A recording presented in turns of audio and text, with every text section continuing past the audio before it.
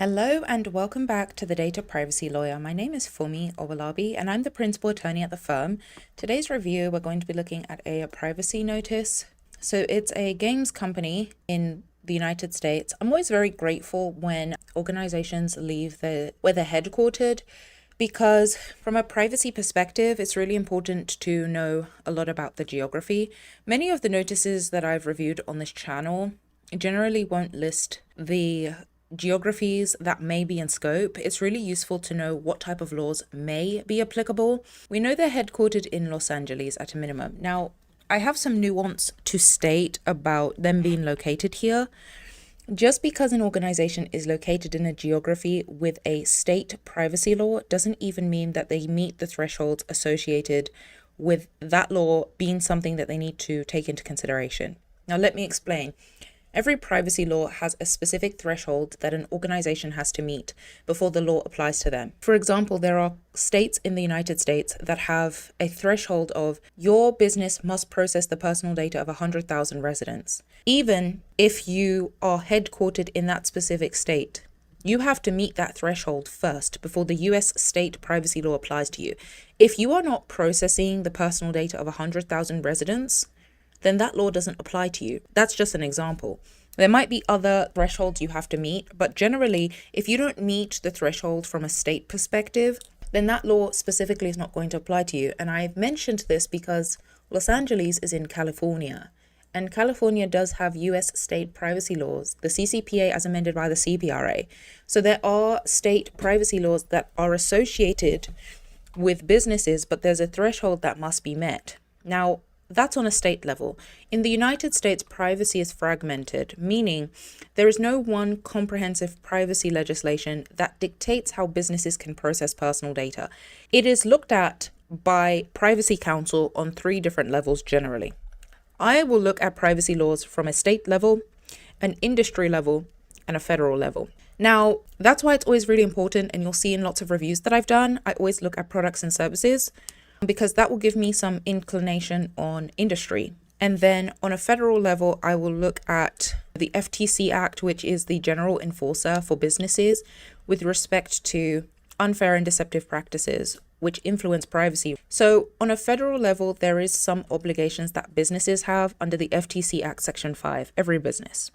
But state-specific, businesses need to be aware of what obligations they might have based on the thresholds in those states, and then obligations based on terminology in industry privacy legislation like HIPAA, for example, or the TCPA. Okay, let's keep going. The privacy notice explains what personal info Riot Games collects when you visit or use the Riot services, as well as ways we might use or disclose it.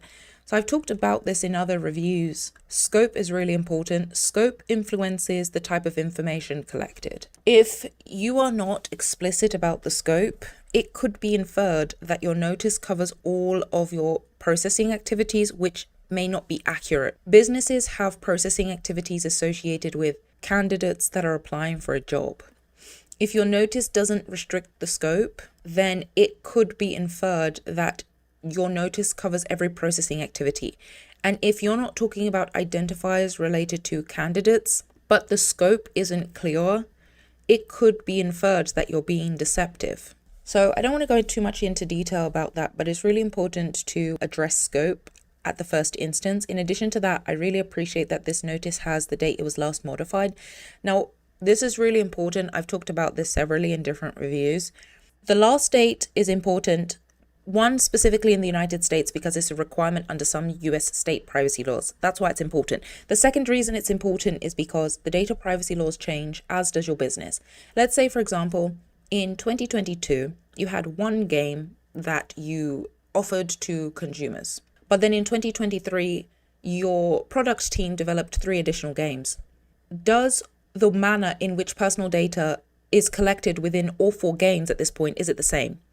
If it has changed, then your notice is going to change, because your notice talks about collection when you visit or use the Riot services. If the Riot services have changed from 2021 to 2025, as it pertains to personal data, then your notice will need to change too. And that's really important for businesses to know.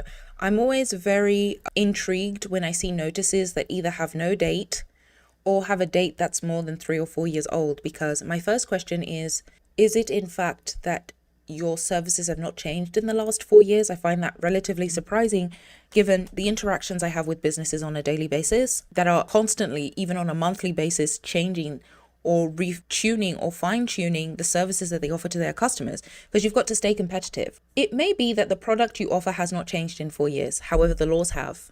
And just based on the fact that the privacy laws have changed, you need to be reviewing your notice on a periodic basis.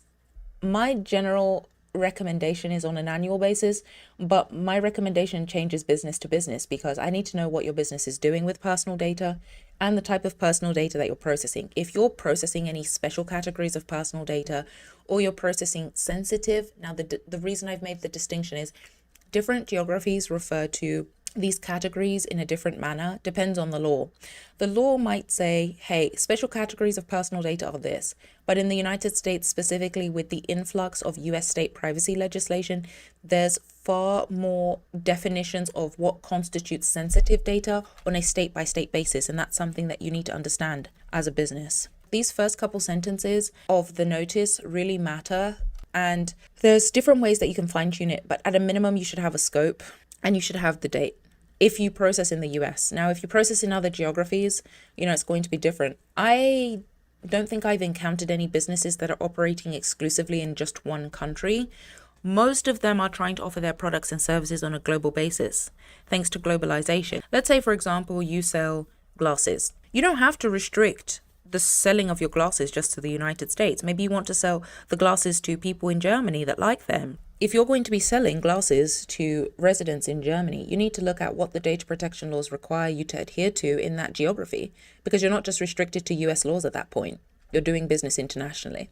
And there are laws associated with how you can process personal data that vary from country to country. All right, California residents. Our notice at collection is as follows. List of the categories of personal info collected are in this. Do not sell or share. So I want to talk a little bit about this. This is something that is very US state specific. I've talked a bit on the channel about how many companies don't offer insights into the geographies where their products and services are offered. But when I see this sentence as a legal practitioner and privacy lawyer, I know that the products and services are being sold in the States. And the reason I wanted to highlight this is geography matters firstly, but then secondly, every notice is different. Let's say, for example, you decide we need a notice for our website, but we don't really want to pay for a lawyer to help us draft it. So you go and get a boilerplate template online, you pay for it. How does your business know what type of language you need to insert based on the geographies where you offer the services? That boilerplate is not going to anticipate all of the legislation in all of the countries and what type of language needs to be contained in your notice to your consumers. And you have to think about this. I'm going to go back to the example that I gave about the glasses. If you say, okay, well, we're located in the States. Yes, we are selling our glasses to German residents, and we don't feel like we need to adhere to the law over there. That doesn't absolve you of a potential investigation from a regulator in Germany.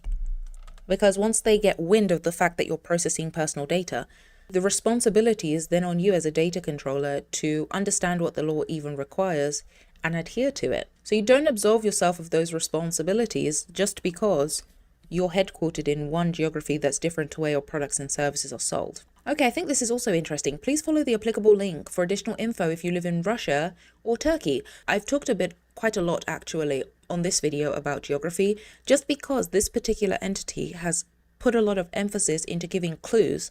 For me as a consumer of this website, I visited this site, so this notice applies to me, and I'm reviewing it in that capacity. So you can see that they've taken into consideration the fact that there are going to be at least visitors or people that use Riot services that are located in these geographies. And this recognition is really important because you can see they're headquartered in Los Angeles. And I think that's really, really key because they've noticed that it's not just US privacy laws that apply to us. We need to take into consideration visitors and those that might consume our services in these geographies. I like that it's at the top of the notice because if you're in these geographies, you don't need to go through all of the contents for those located in other geographies to know what applies to you and what specific regulation requires in these countries. We collect personal info in 3 main ways: providing it directly, recording it automatically, and receiving it from third parties. Now, the comment I want to make about recording it automatically is in some geographies, If an organization is going to process sensitive personal data, they cannot rely on a legal basis like legitimate interest in order to obtain data from an automatic standpoint. Some geographies require organizations to rely on something called consent in order to process personal data, so it wouldn't be able to be recorded automatically if they need to obtain consent. So when you're doing a review of your notice, you need to be looking at what does the geography require me to do, and how can I go about obtaining certain identifiers, and what is considered sensitive data in that geography, because it differs country to country. So I really hope you enjoyed this particular review. If you have any comments about what I've discussed here, leave a comment below and I'll see you in another review.